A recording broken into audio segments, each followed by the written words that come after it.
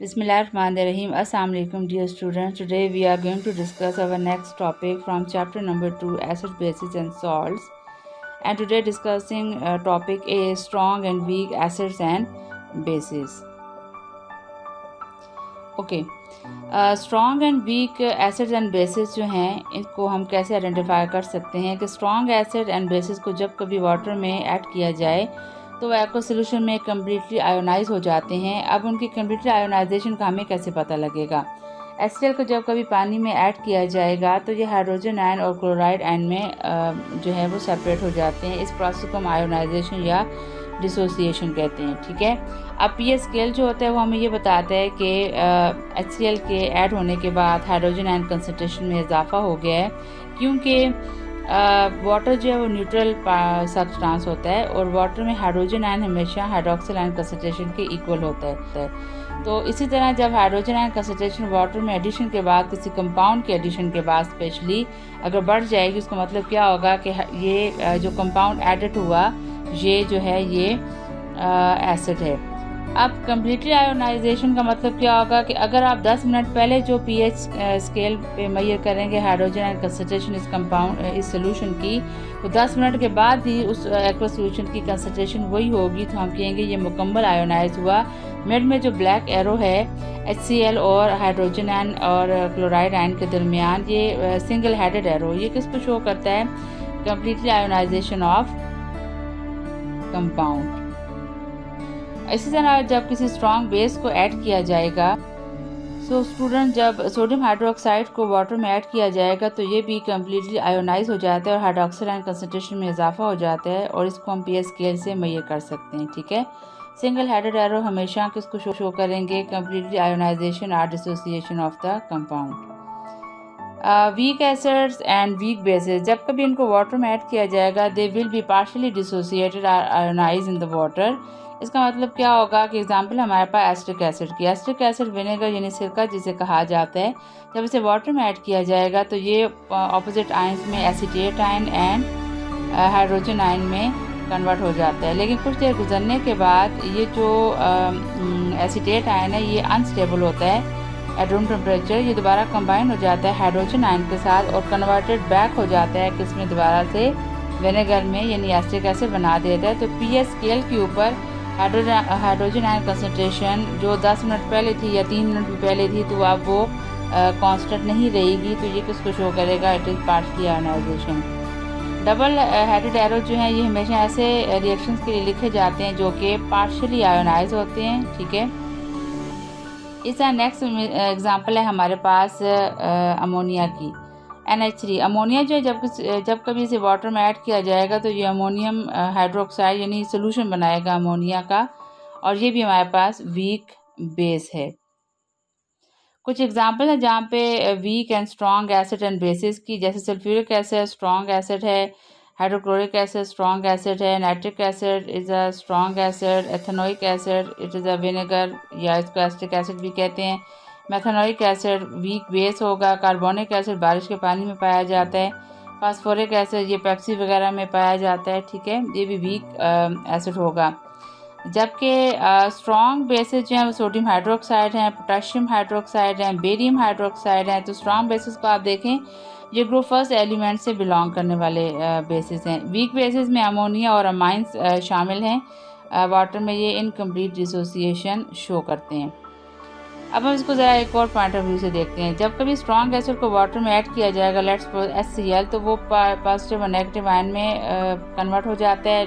अगर हमने 10 मॉलिक्यूल लिए हैं HCl के तो वो आयोनाइज होकर 10 आयंस हमें देगा हाइड्रोजन के और 10 वो आयंस हमें देगा क्लोराइड के। ठीक है।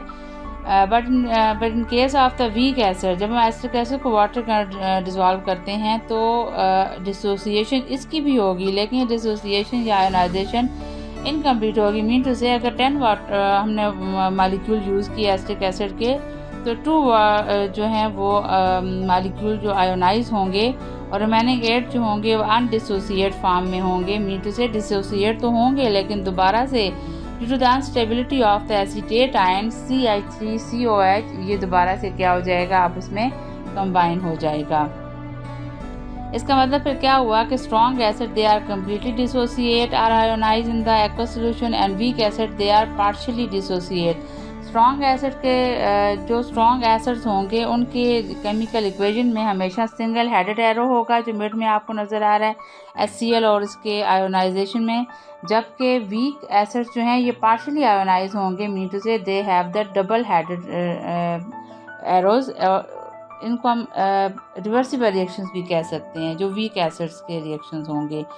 और कुछ और एग्जांपल हमारे पास स्ट्रॉन्ग एसिड सल्फ्यूरिक एसिड जैसे है, नाइट्रिक एसिड स्ट्रॉन्ग एसिड है। वीक एसिड में हमारे पास कार्बोनिक एसिड बारिश के पानी में पाया जाता है। Carbon dioxide of the air जो है ये पानी के साथ जब रिएक्शन करती है तो फिर कार्बोनिक एसिड वीक एसिड बनता है और हाइड्रोजन फ्लोराइड। इस स्ट्रॉन्ग बेसेस जो होंगे they are completely dissociate and weak bases they are partially dissociate. Example हमारे पास स्ट्रॉन्ग बेस की सोडियम हाइड्रोक्साइड और वीक बेस की अमोनियम हाइड्रोक्साइड।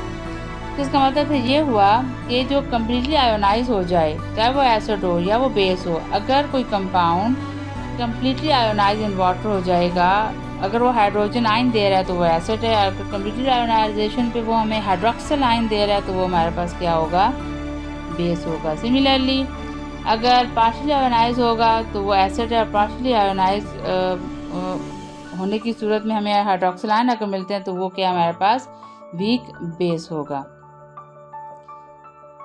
यहाँ मज़ीद कुछ डिसोसिएशन रिएक्शन लिखे हुए हैं जो आप स्टूडेंट देख सकते हैं। अब हम फ़र्क कैसे करेंगे, how can we distinguishing strong and weak acids and bases. ये तीन चीज़ों से होगा, electrical conductivity, reaction rate and pH। Electrical conductivity के लिए हम देखते हैं कि strong acid and bases have a high concentration of the ions in the solutions aqueous solution and they dissociate completely.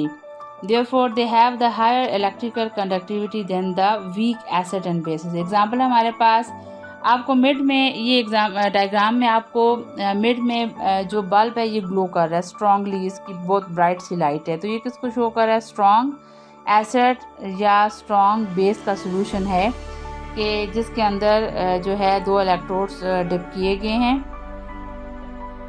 यानी बीकर में जो सोल्यूशन है उसमें लाजमी या तो स्ट्रॉन्ग एसिड ऐड है या स्ट्रॉन्ग बेस एडेड अप है, और जब डिप किए गए हैं इलेक्ट्रोड्स ऑपोजिटली तो बल्ब ने जो है ब्राइट लाइट प्रोड्यूस किए, ये ग्लो हो गया। इसका मतलब क्या होगा कि ये स्ट्रॉन्ग एसिड या स्ट्रॉन्ग बेस है। इसके मुकाबले में आप राइट साइड पे देखें वो हल्का सा ग्लो कर रहा है, तो ये वीक एसिड या वीक बेस को शो कर रहा है, और वेरी लेफ्ट साइड पे जो है बल्ब ग्लो नहीं कर रहा बिल्कुल भी, तो इसका मतलब है ये कोई कंपाउंड है other than acid and base, may be salt.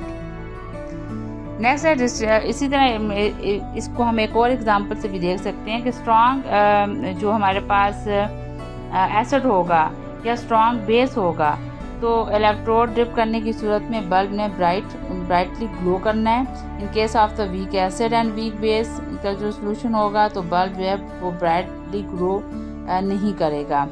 Similarly rate of the reaction, हम कैसे फ़र्क कर सकते हैं कि हमारे पास जो गिवन सोल्यूशन है एक्वस सोल्यूशन वो स्ट्रॉन्ग एसिड्स का है या स्ट्रॉन्ग या वीक एसिड या बेसिस का है। तो rate of the reaction, strong acid will have a higher rate of the reaction with the metals than weak acids because they have a higher concentration of the hydrogen ion in their aqueous solution. इसका मतलब क्या होगा कि hydrogen ion जो है ये highly reactive होता है, क्योंकि हाइड्रोजन आयन की अगर हिस्ट्री पे चले जाए ना तो हाइड्रोजन आयन के पास कोई इलेक्ट्रॉन नहीं है, तो जब केमिकल रिएक्शन उसका मेटल के साथ हो रहा है तो they act as a non metal और पेयर ऑफ इलेक्ट्रॉन या इलेक्ट्रॉन जो है वो एक्सेप्ट करने की कोशिश किससे करेगा, मेटल से करेगा, चाहे वो ग्रुप फर्स्ट के मेटल्स हों या ग्रुप सेकंड के मेटल्स हों, तो नतीजे के तौर पर वो हाईली रिएक्टिव हो जाएगा। इसीलिए ये कहा गया कि रेट ऑफ रिएक्शन जो है वो स्ट्रॉन्ग एसिड्स का जो है या स्ट्रॉन्ग बेसिस का वो बहुत ज़्यादा स्पीडी होता है। ठीक है, यहाँ डायग्राम में आप देख सकते हैं। इसी तरह pH जो है हमारे पास तीसरा जो है पॉइंट, इसके ज़रिए हम फ़र्क कर सकते हैं strong and weak acids and basis में। pH is a measure of the concentration of the hydrogen ion in solution. Strong and weak acids and bases of the equal concentration can be differentiated using the pH scale. A strong acid will have a lower pH than a weak acid. अगर आपको equal strength दी गई है, let's suppose आपको 5 ml जो है वो एक strong acid दिया गया है और 5 ml आपको वीक एसिड दिया गया है, ठीक है। पीएच स्केल पे जब आप इसको चेक करेंगे तो जो स्ट्रॉन्ग एसिड होगा उसमें हाइड्रोजन आयन कंसंट्रेशन चूँकि हायर है, लेकिन वो पीएच स्केल जो है वो लो शो होगी, ठीक है। यानी 0 से लेके 14 तक आपके पास ये पीएच स्केल होता है ना, तो 0 से लेके 6.9 तक आपके पास मेजरिंग एसिड की होती है, यानी 0 से लेके 6.9 तक ये एसिड की मेजरिंग है। इसमें स्ट्रॉन्ग एसिड भी आएंगे और वीक एसिड्स भी आएंगे। 7.1 से लेके 14 तक आपके पास बेसिस की मेजरमेंट होगी, तो इसमें स्ट्रॉन्ग बेस भी आएंगे और वीक बेसिस भी आएंगे।